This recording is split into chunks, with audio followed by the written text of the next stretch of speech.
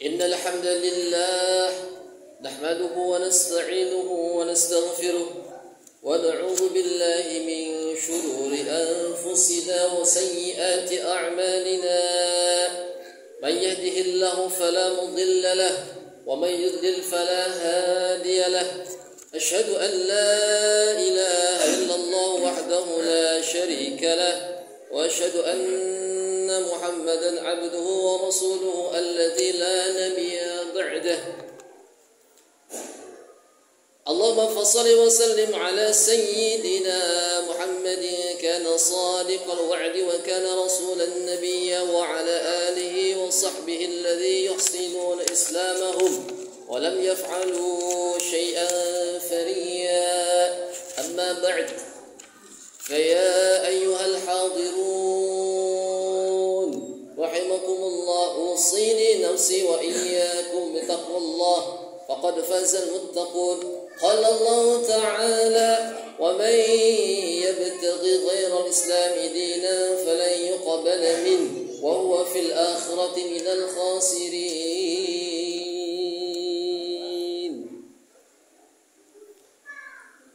Toleransi tanpa merusak akidah Islam.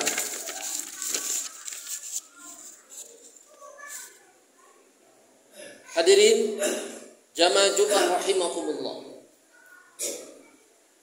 Baru-baru ini Paus Fransiskus datang ke Indonesia.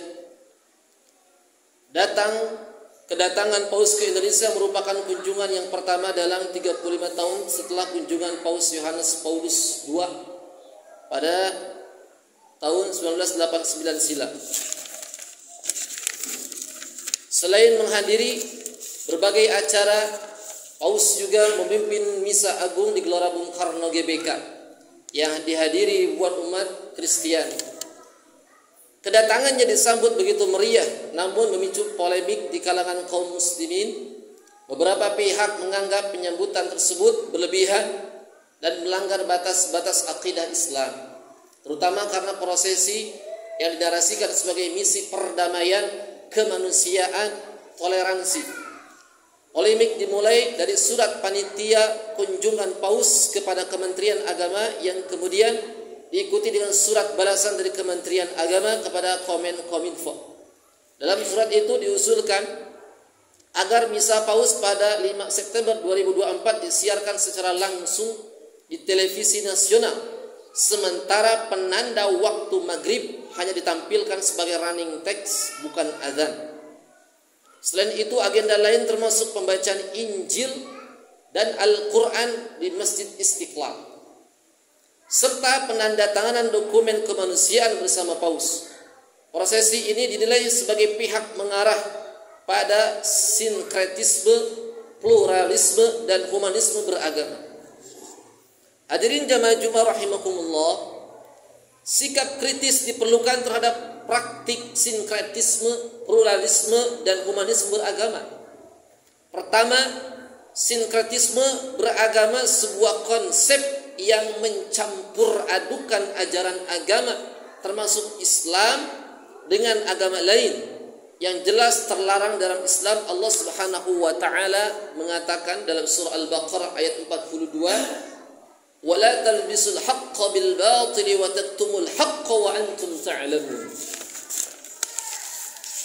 Kedua, pluralisme agama yang mengajarkan bahwa semua agama sama dan kebenaran setiap agama relatif. Bertentangan dengan akidah Islam, Allah Subhanahu wa taala berfirman dalam surah Al-Imran ayat 19, Allah mengatakan inna dina 'indallahil Islam. Sesungguhnya agama yang diridai oleh Allah di sisi Allah adalah Islam.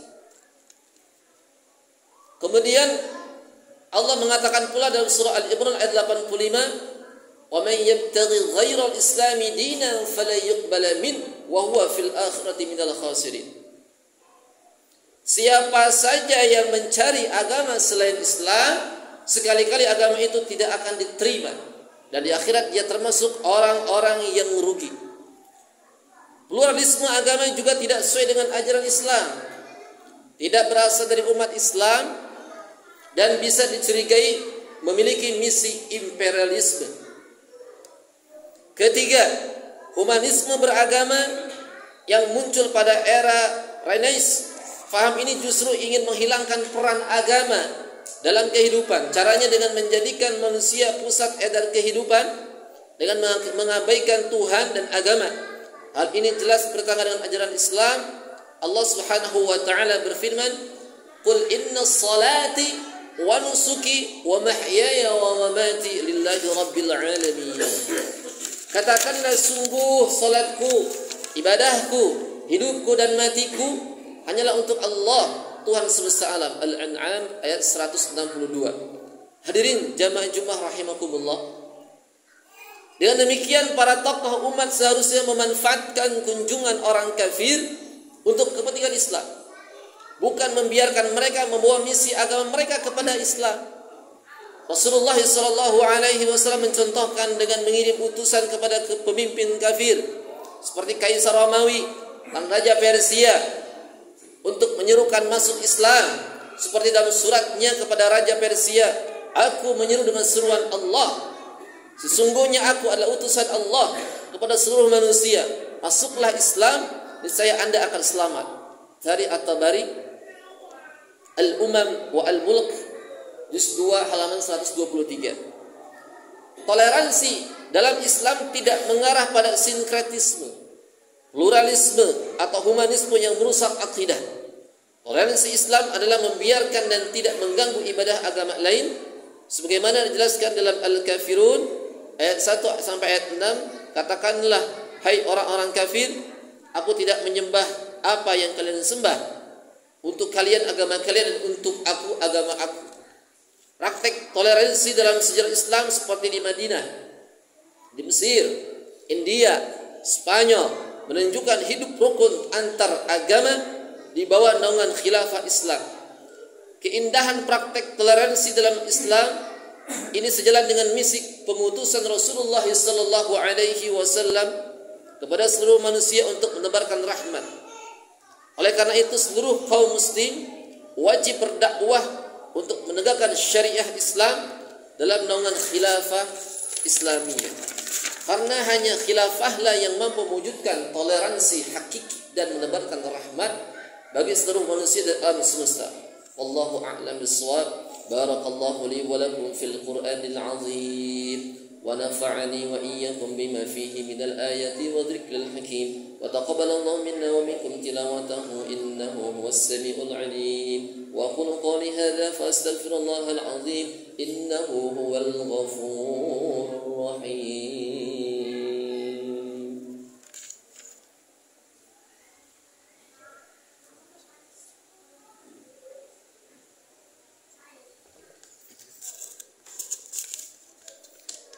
الحمد لله على إحسانه وشكر له على توفيقه وامتنانه أشهد أن لا إله إلا الله والله وحده لا شريك له وأشهد أن سيدنا محمدا عبده ورسوله الداعي إلى رضوانه اللهم صل على سيدنا محمد وعلى آله وأصحابه وسلم تسليما كثيرا أما بعد فيا أيها الناس اتقوا الله اتقوا الله اتقوا الله فيما أمر وانتهوا عما نهى واعلموا أن الله أمركم بأمر بدأ فيه بنفسه وثنى بملائكته المسبحة بقدسه وقال تعالى إن الله وملائكته يصلون على النبي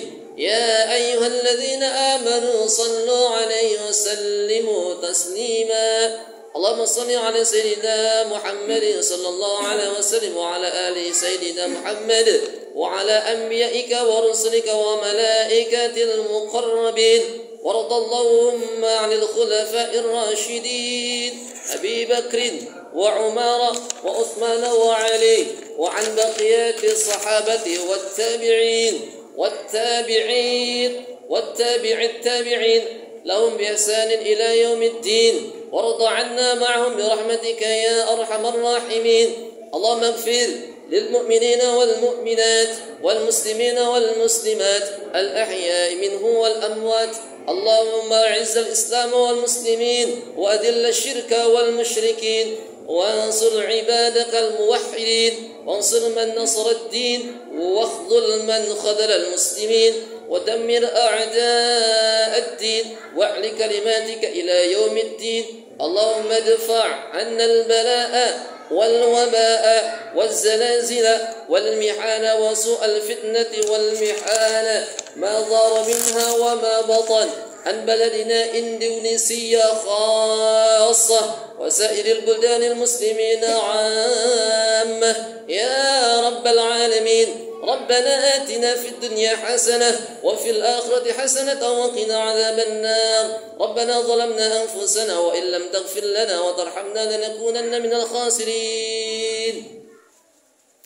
عباد الله، إن الله يأمر بالعدل والإحسان وإيتاء ذي القربى وينهى عن الفحشاء والمنكر والبغي يعظكم لعلكم تذكرون. واذكروا الله العظيم يذكركم واشكروه على نعمه يزدكم ولذكر الله أكبر. أقيموا الصلاة.